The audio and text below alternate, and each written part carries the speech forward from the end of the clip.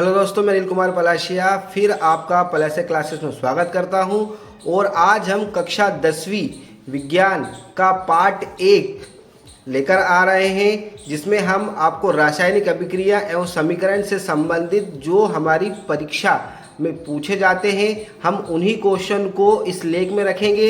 इसके अलावा हम दूसरे क्वेश्चन को इस लेख में नहीं रखेंगे जो हमारी परीक्षा से बहुत ही महत्वपूर्ण है। इसमें हम आपको 2 नंबर और 3 नंबर से प्रश्नों के बारे में जानकारी देंगे, क्योंकि लेसन 1 में 2 नंबर और 3 नंबर से ही क्वेश्चनों को पूछे जाएंगे।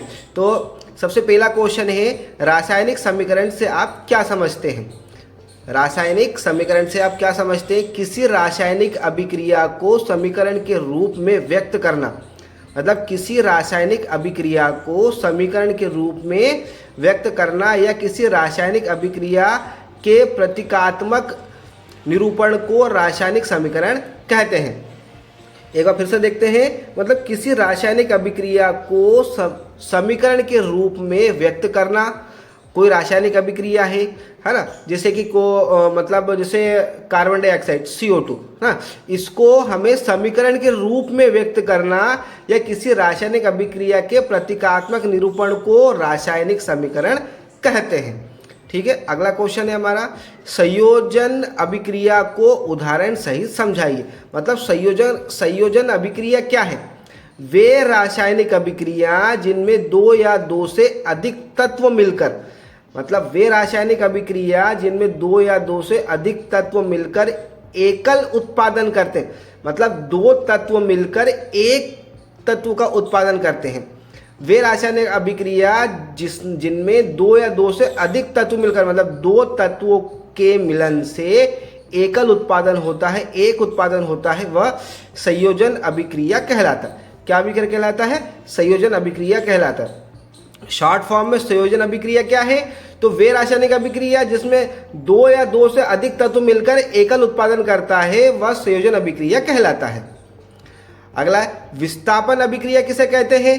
तो विस्थापन अभिक्रिया वह अभिक्रिया होती है जिसमें एक तत्व दूसरे तत्व को उसके यौगिक के विलयन यहाँ से विस्थापन कर खुद उसका स्थान ले लेता है, उसे विस्थापन अभिक्रिया कहते हैं।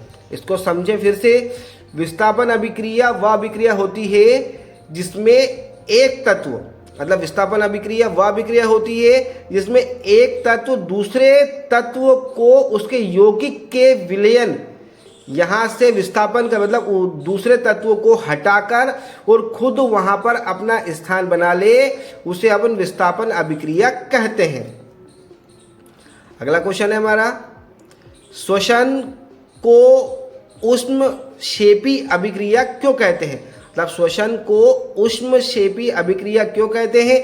श्वसन एक मंद दहन ऑक्सीकरण की अभिक्रिया है। मतलब श्वसन क्या है? धीरे धीरे चलने वाली एक ऑक्सीकरण की अभिक्रिया है। श्वसन के दौरान ऊर्जा निकलती है, मतलब श्वसन के दौरान जो शारीरिक जो ऊर्जा होती है वो क्या होती है? धीरे धीरे निकलती जाती है। यह ग्लूकोज का ऑक्सीकरण होता है। किसका ऑक्सीकरण होता है? ग्लूकोज का ऑक्सीकरण होता है, जिससे बड़ी मात्रा में ऊष्मा ऊर्जा उत्पन्न होती है। मतलब जिससे क्या होता है? बड़ी मात्रा में ऊष्मा ऊर्जा उत्पन्न होती है। अगला क्वेश्चन है हमारा, विस्थापन एवं द्विविस्थापन अभिक्रिया से क्या तात्पर्य? मतलब विस्थापन अभिक्रिया और द्विविस्थापन अभिक्रिया से आप क्या समझते हैं?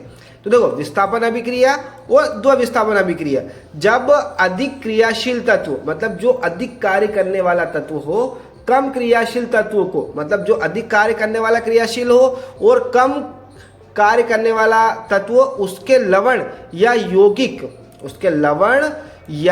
यौगिक विलयन से विस्थापन कर देता है, तो वह विस्थापन अभिक्रिया कहलाता है। क्या कहलाता है? वह विस्थापन अभिक्रिया कहलाता है। फिर से देखें, जब अधिक क्रियाशील तत्व कम क्रियाशील तत्व को, अधिक क्रियाशील तत्व कम क्रियाशील तत्व को उसके लवण या यौगिक विलयन से विस्थापन कर देता है, हटा देता है। क्या कर देता है? वहां से हटा देता है, तो यह विस्थापन अभिक्रिया कहलाती है। द्विविस्थापन अभिक्रिया किसे कहते हैं? इसमें दो भिन्न यौगिकों के माध्यम यौगिकों के मध्य आयनों का आदान प्रदान होता है और दो नए यौगिकों का निर्माण होता है। इसमें दो भिन्न यौगिकों के मध्य दो अलग अलग प्रकार की भिन्न यौगिकों के मध्य आयनों का क्या होता है, आदान प्रदान होता है, दो नए यौगिकों का निर्माण होता है, उसे हम द्विविस्थापन कहते हैं। अगला क्वेश्चन, वायु में जलने से पूर्व मैग्नीशियम रिबिन को साफ क्यों किया जाता है? मतलब वायु में जलाने से पूर्व मैग्नीशियम को रिबिन से साफ क्यों किया जाता है? तो मैग्नीशियम धातु सामान्य ताप पर नम वायु की उपस्थिति में मैग्नीशियम ऑक्साइड बनाता है ना, इसको समझे।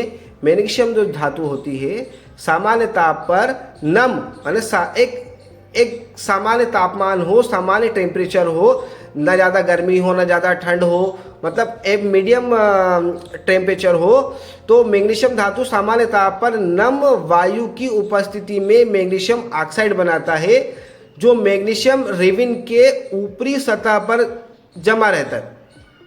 जो मैग्नीशियम रिबन के ऊपरी सतह पर जमा रहता है, इसे वायु में जलाने से पहले रेगमाल से रगड़कर साफ किया जाता है ताकि आसानी से ऑक्सीजन से संयोग कर सके, मतलब ऑक्सीजन से संयोग कर सके।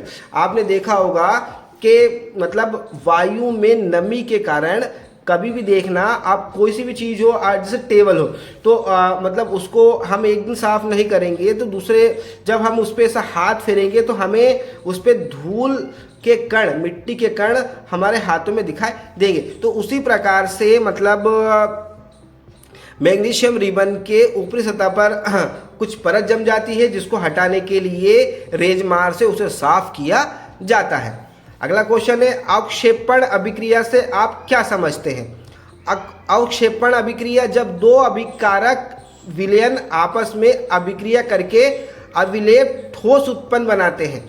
क्या बनाते हैं? अभिलेप ठोस उत्पन्न बनाते हैं। उस विलयन में उस ठोस के कण अपेक्षित हो जाते हैं। इस क्रिया को अपेक्षण कहते हैं। मतलब इस क्रिया को क्या कहते हैं?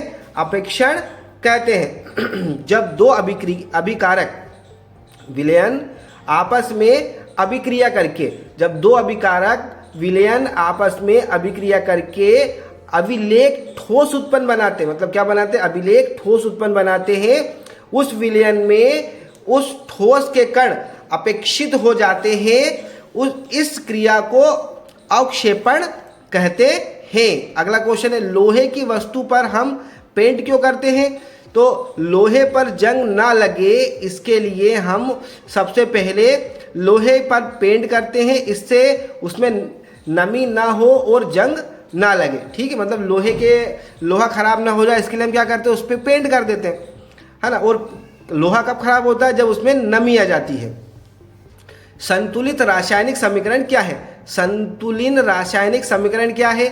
जब किसी रासायनिक समीकरण के दोनों पक्षों में समान अभिक्रियाएं और उत्पादन हो, मतलब जब किसी रासायनिक समीकरण में दोनों पक्षों में, पहला पक्ष और दूसरा पक्ष, दोनों पक्षों में समान अभिक्रियाएं, मतलब एक समान अभिक्रियाएं दोनों पक्षों में और उत्पादन हो, मतलब और उत्पादन भी हो, तब उसे संतुलित रासायनिक समीकरण कहते हैं।